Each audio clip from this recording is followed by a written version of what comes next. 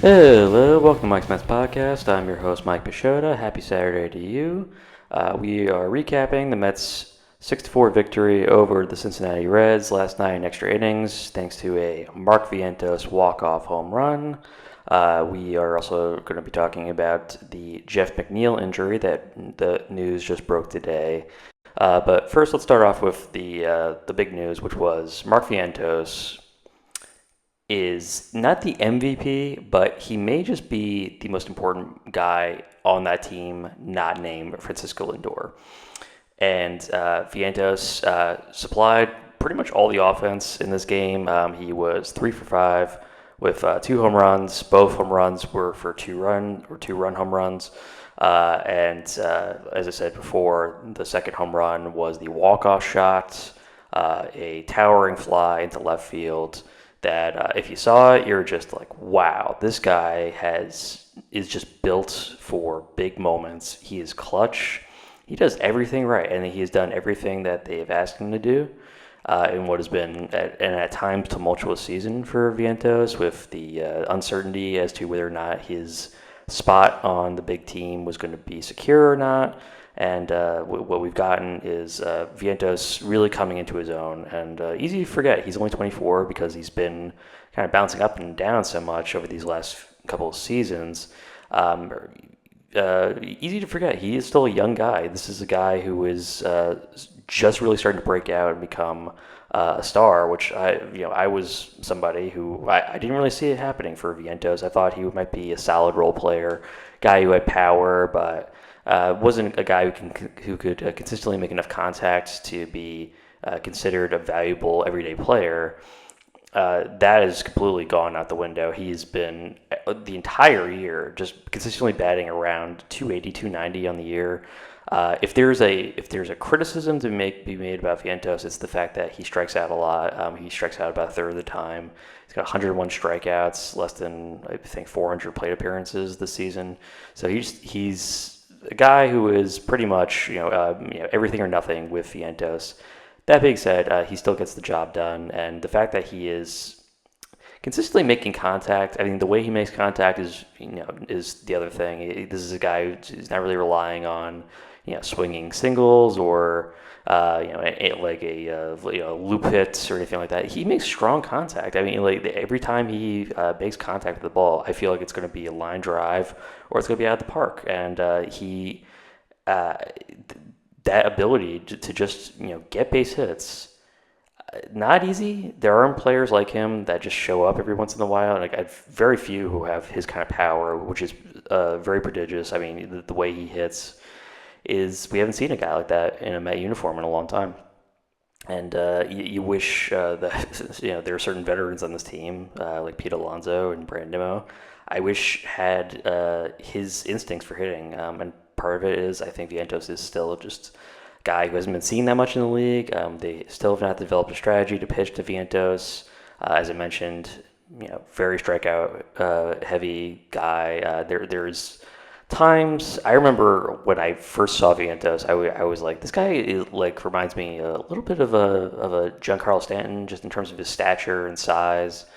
He's obviously nowhere near Stanton's size, but he's a really big guy. Guy stands very straight, straight and tall at the plate, and the way that he just kind of whips the bat around and makes contact. He's got that killer bat speed and just is so smart at the plate. There is a lot of reminders of this guy, if he can get his arms around one and just try and just crack one, he just goes out of the park immediately. He's so strong, and that walk-off home run was a no choke, no doubter. He hit it. Cohen made the call immediately. I mean, we didn't even see the camera pan around to see where exactly the ball was going to land. Cohen knew it immediately. He was right off the bat. He was like, "Yep, that's gone," and that was it.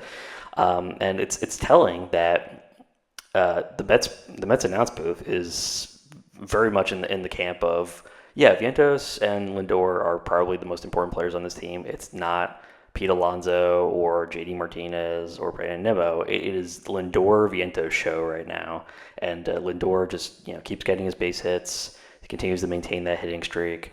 just continues to polish that MVP, dare I say, resume.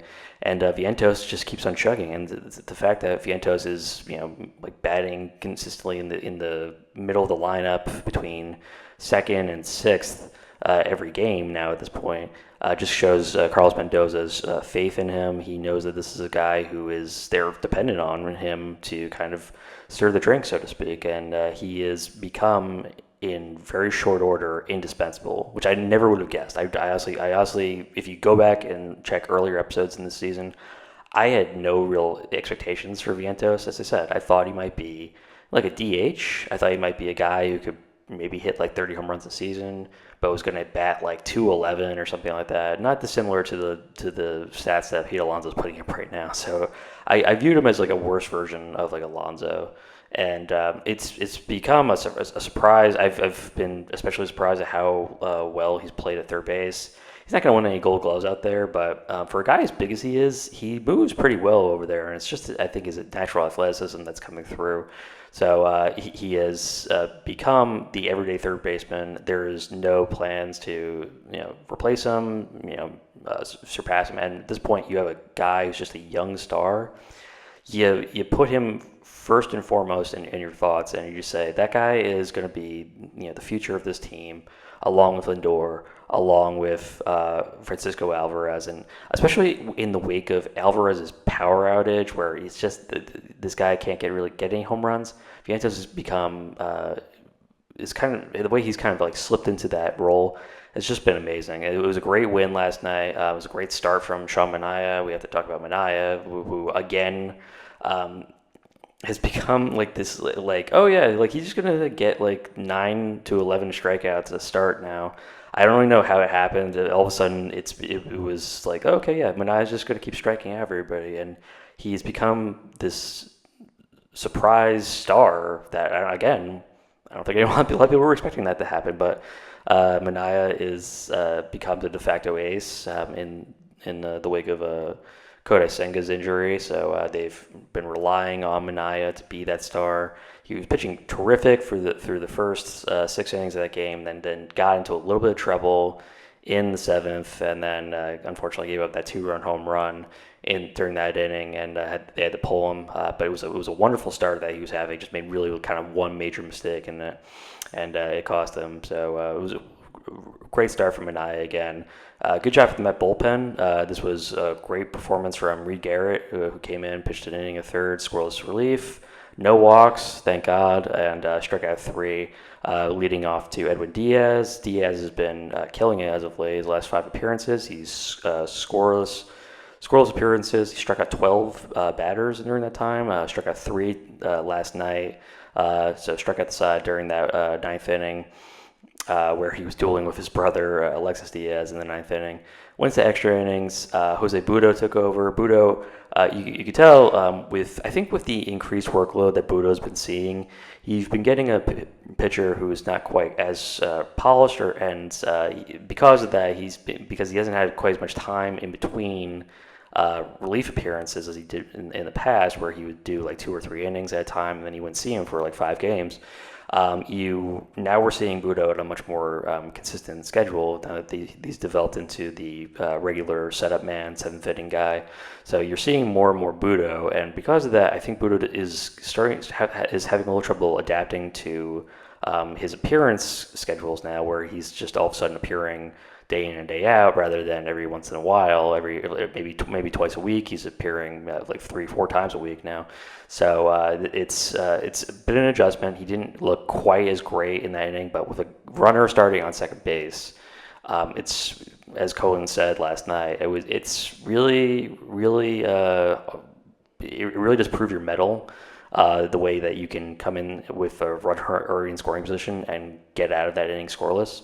It's a wonderful job, and the Mets would win it from there in the bottom of that inning after Budo pitched the scoreless 10th inning.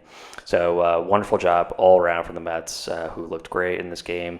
It was another big win for them.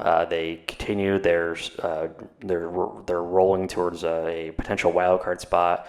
They stay in the running with thanks to losses last night from the Diamondbacks. The Braves won, but the Mets maintained their tie with them. The Mets are still in the middle of their 8-game winning streak, season high.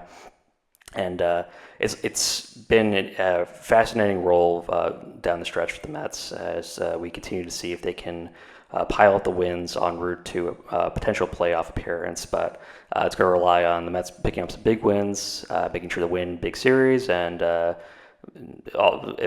I say, a little bit of luck on the Mets' part. If they can get some big losses from the Braves and Diamondbacks down the stretch, it'll go a long way towards them potentially getting into the playoffs. But it's all dependent on their ability. Mostly, we have to kind of hope that the Mets are able to perform down the stretch, and it's not something that if you're a Met fan you have a ton of confidence in, but this team has consistently shined in spite of expectations being pretty low. They just keep coming through, and it's telling that they've already exceeded last season's win total with a roster that did not inspire nearly as much confidence.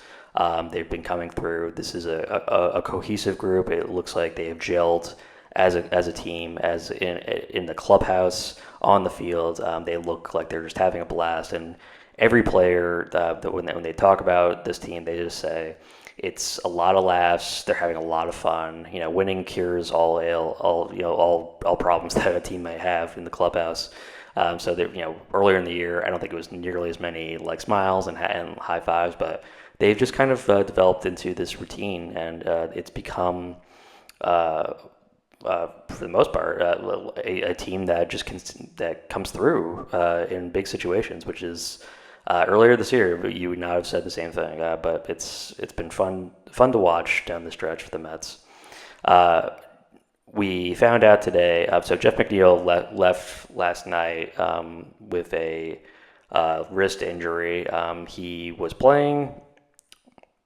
Got hit on the wrist, and at first seemed like not really a major problem for McNeil. He had played through the inning, but was coming up to bat the following inning, and unfortunately, it looked like he was not able to get by. It didn't seem like a major injury. He was hit by a curveball that was going about 74 miles an hour, and it looked like initially like he might just have like a bruised wrist, but the way it hit him, I guess, must have been the issue, because it was announced today that he had actually fractured the wrist. He's going to be out all season.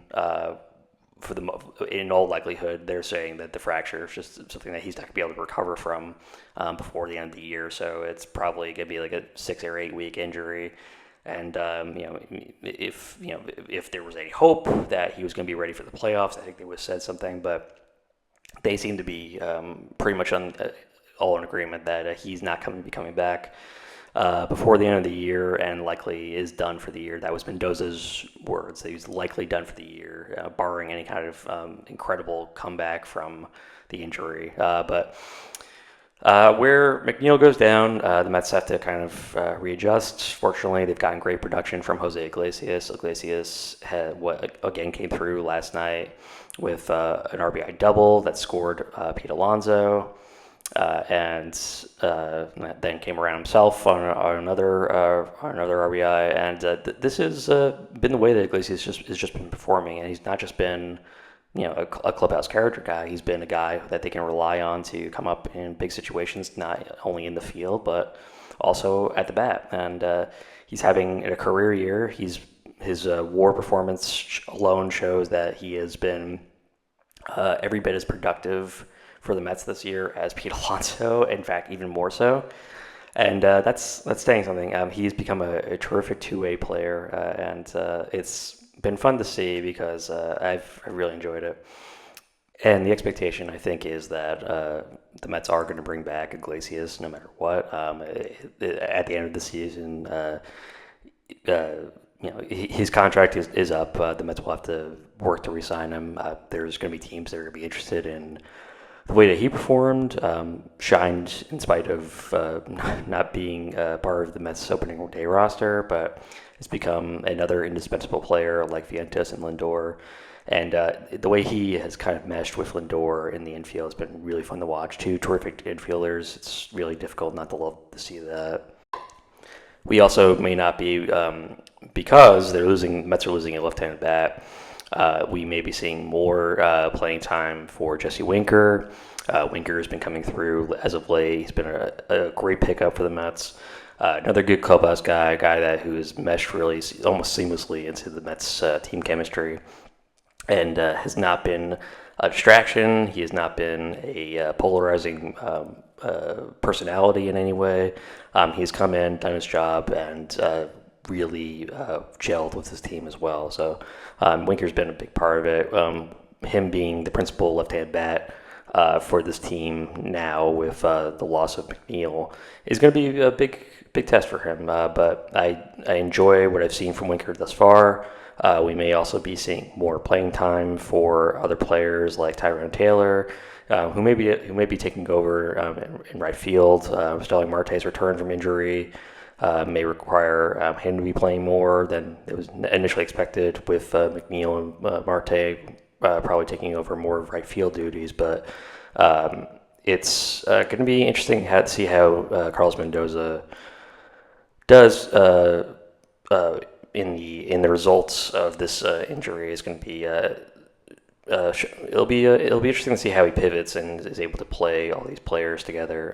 But I have faith. I've in very short order become a fan of Mendoza. He's become sort of a stabilizing force. I don't think he really does anything major in any way. I think his moves just seem more often not to work, and it's been lineup juggling. It's been the way that he deploys his bullpen, the way he pinch hits and pinch runs, takes fielders in and out. Every move that he does seems to kind of work out for him, and because of it, he's become in very short order a guy who people are starting to look at more and more as a leader, a guy who could be a good manager. There's still questions about the way that he uses some relievers, but I don't really look at it as being a major problem with him. I think that's more of just the cards he's been dealt with, and he's the way that he works and uses this roster